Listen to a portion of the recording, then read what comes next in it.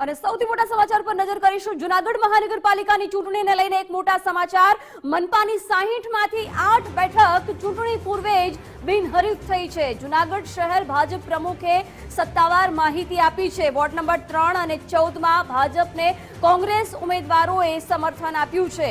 Ward number 12 માં કોંગ્રેસ ઉમેદવાર દિલીપ ગલે સમર્થન આપ્યું છે।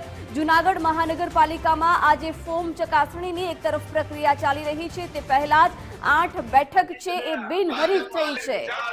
60 બેઠકોમાંથી 8 બેઠકો બિનહરીફ થઈ છે। આ 8 બેઠકો ઉપર કોંગ્રેસે સમર્થન આપ્યું છે।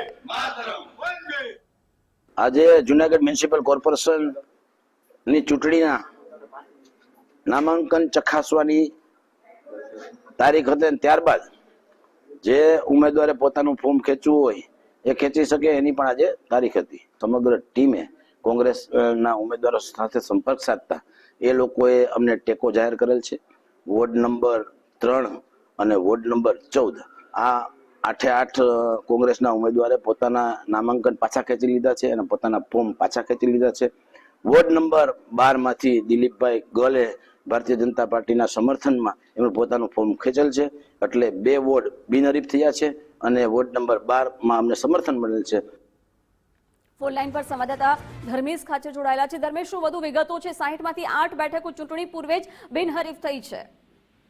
જી ચોક્કસથી જણાવી દો, આજ રોજ જૂનાગઢ મહાનગરપાલિકાની જે ફોર્મ ચકાસણી કરવાની પ્રક્રિયા હાથ ધરવામાં આવી હતી, આ પ્રક્રિયા દરમિયાન જૂનાગઢ મનપામાં ભાજપના વોર્ડ નંબર 3 અને 14 ના કોંગ્રેસના ઉમેદવારે સમર્થન જાહેર કરતા બિનહરીફ થઈ છે। આ રીતે 60 માંથી 8 બેઠકો ચૂંટણી પૂર્વે બિનહરીફ જાહેર થઈ ગઈ છે। વોર્ડ નંબર 12 ના કોંગ્રેસ ઉમેદવાર દિલીપભાઈ ગલ છે, તેમના સમર્થનમાં હોવાનું શહેર ભાજપ પ્રમુખ દ્વારા સત્તાવાર માહિતી પૂરી પાડવામાં આવી છે। આ રીતે કહી શકાય કે મહાનગરપાલિકાની ચૂંટણીનું મતદાન 16 તારીખે જયારે રિઝલ્ટ જાહેર થવાનું છે તેની પૂર્વે જ 60 માંથી 8 બેઠકો જાહેર થઈ ગઈ, ત્યારે ક્યાંક ને ક્યાંક ભાજપમાં પણ ખુશીનું લહેર જોવા મળી રહી છે। જી ધર્મેશ, આભાર જાણકારી માટે।